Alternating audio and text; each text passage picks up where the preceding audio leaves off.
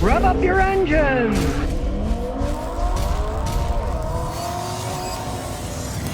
Well, Ford can't even get rid of their 2023 regular F-150s, not the electric ones, which they can't get rid of, but the regular ones. So now they've revived this old stinker deal that they have with the dealerships called stair steps. And basically what it is they give the dealership, the more they sell, the more money they're going to give them incentives for selling the things. It offers dealers money for every 2023 F-150 they sell. And if they meet a target, it gives them a larger amount if they exceed their target. So they'll be pushing these things like no tomorrow. And when they start pushing things like no tomorrow, sleaziness is going to come flying out the window. The dealers themselves say these tactics, putting numbers ahead of the customers, leads to dissatisfaction with the customers because they just want to sell them. They don't care. They're getting more money for selling it. That's just, pretty much a sleazy deal when it comes down to it. It's like sleazy stockbrokers who they get pumped higher commissions on crappy stocks that nobody wants, right? They're making their commission, so they don't care. Pump that bad stock. We don't care if it's any good. We're getting a higher commission, Or a lot of these insurance policies for car repairs on your car. You can buy a used car and you can buy an insurance policy to fix if they break, right?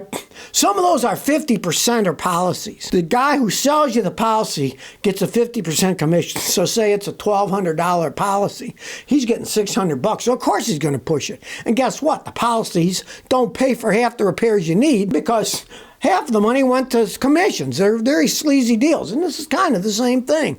But Ford's reviving it because they'll do anything to get rid of these 2024s, right? They're already been out for quite some time, and they can't get rid of the 2023s. Ford announced that they're pushing back electric SUVs and their new electric truck. Realize the Ford F-150 Lightning was a massive failure. It was just an F-150 that they basically electrified.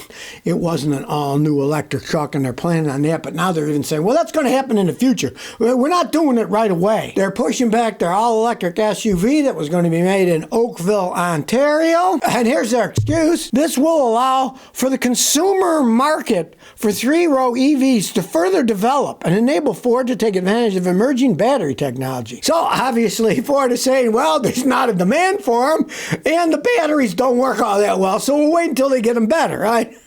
And they also said their all-new pickup truck that they're going to make in Tennessee, now they're going to not make it until 2026. We'll see what happens when 2026 comes around. Hey, as I said years ago, if they make them, in this case, if they make electric vehicles, will they buy them? Well, so far it's showing that no, they don't want to buy them. People don't want them. They don't fit in with our American society. Now you got to consider, last year Ford lost $4.7 billion making electric cars, and now they projected this year they're going to lose $5.5 billion. You can't keep throwing money down the toilet. It doesn't work that way. Well, Tesla has problems. Well, guess what? They're doing deep discounts on their cars now because they got them piling up and they can't sell them. A Model Y with rear-wheel drive, they're knocking $7,500 off. Now, this isn't the $7,500 tax credit. This is before that. They have to cut the price because they can't sell them. Look, Ford Mustang Mach-E, the electric SUV that Ford has the brass balls to call a Mustang. Look at one. It's an ugly SUV, We drove by one the other day. My wife said, boy, that Mustang Mach-E is sure ugly looking in it. And they're starting to sell more now because they dropped the price a lot. That's the only way they're going to be able to sell these things. But in the long run, it doesn't matter how low they cut the price. If they don't fit Americans' lifestyles, Americans are not going to buy these electric cars, right? You will sell more as you drop the price. People say, I'll try that. But guess what? I've met a bunch of people that have already tried electric cars and they're getting rid of them, or they already got rid of them because they said it's too inconvenient. Well, here's some information I agree with entirely. Poor resale values of electric vehicles threaten adoptions, warn experts. And they're saying, hey, the resale values of these things are going down the toilet. Why would you going to buy something that immediately is worth hardly any money? A guy the other day bought a Polestar, and then he wanted to get rid of it when it was 9 months old, and they offered him 45% less than what he paid for it in 1 year. And here's the thing. Yeah, now they have low resale values. These are relatively new vehicles, right, that still run fine. The batteries still work fine. Just wait. As Scotty here, I'm forecasting the future again. Just wait until it gets a little bit more time. Then the used EVs are going to be breaking down. Hardly anybody knows how to fix them. They're super expensive to fix. Battery pack on a Tesla can cost you $22,000 to have installed and buying it, right? As time goes on, the resale values of these things are going to drop like a stone, and you'll be able to pick them up for next to nothing because they'll have problems. Now, take a regular car. You get a fender bender, you can fix it, maybe $1,000, $1,500 or something. You get an electric car, it can get in a fender bender, the battery gets bent, there's 22 grand there. You mess with the electrical wiring, that could be $5,000, $6,000 more. Fixing them costs so much more money. That's one of the reasons, if you follow the news, Hertz is getting rid of all of the 100,000 Teslas that they bought to rent to people because they said they cost too much money to fix when they break and people don't want to rent them, which of course I forecasted way back. It's like, nobody wants to get in some strange area that they've never lived, get off an airplane, go to Hertz and rent an electric car. They've maybe never driven an electric car. They don't know anything about how the charging is set up, where they are and all that stuff, and they don't want to have range anxiety. Bad enough you're going to the airport and you're trying to find a gas station to fill up your car before you send it back to them.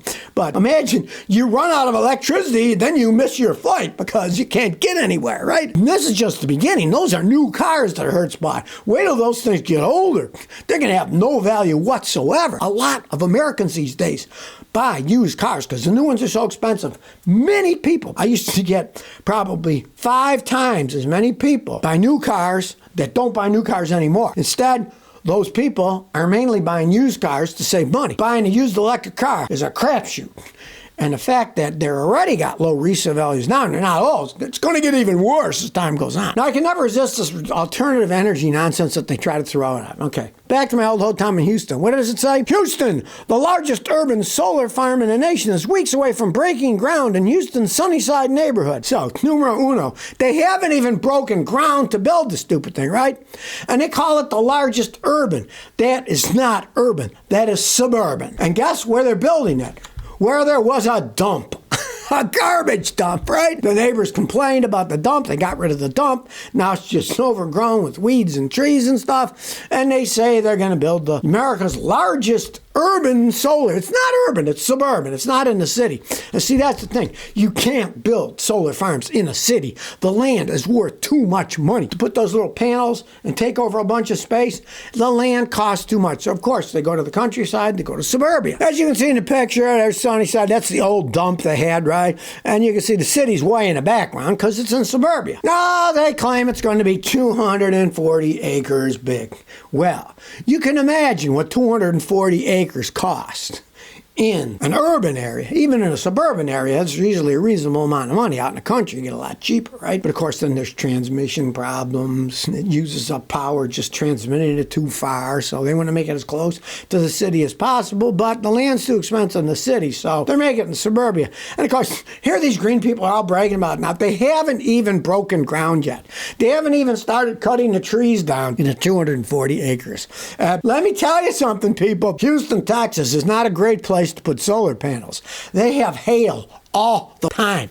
If you saw a thing the other day where a hailstorm destroyed a bunch of solar panels, I believe it was in western New York State, right? And Houston, they got hail all the time. Do they even think about this stuff before they do it? I mean, it really makes you wonder what these idiots are up to. Well, those e-bikes are getting faster and faster. I saw one the other day that went 60 miles an hour. If you're going to do that, you better protect yourself. Well, this guy here, he found this cool jacket. It's a decent looking jacket too. And you can put protective parts in it if you want. Like you can get elbow pads that you can stick inside the material. It's designed for that. And you can put in a back pad so if you fall off and scrape yourself. Well, it's called Beyond Riders. And if you're seriously going to drive around fast on electric bicycles, you need some type of protection. Don't go out in bare feet or flip-flops and shorts and a t-shirt, because if you go flying off when you're going 45 miles an hour, you're going to regret it. And as this guy tried it out, said, they got canvas jackets that look like a Carhartt work shirt. They got mesh jack protection from a slide while still getting down to your cotton undershirt in hot weather. They've even got a pullover hoodie for a winter feel-good shirt. They have pockets for motorcycle armor to protect elbow, shoulder, spine, chest. That can help you in a crash. Now, you're going to crash. Johnny, you're going to slide, right? Well, this will take the slide. The jackets are made to slide. So they don't rip and tear, and then your skin rips and tear. If you're serious about driving these bicycles around, especially the electric bicycles, they go so much faster than normal bicycles, makes your head spin, right? If you crash in one of those, it's a serious matter. You know, you're going to be driving something that goes that fast. You really should be wearing a helmet, too. So if you never want to miss another one of my new car repair videos, remember to ring that bell.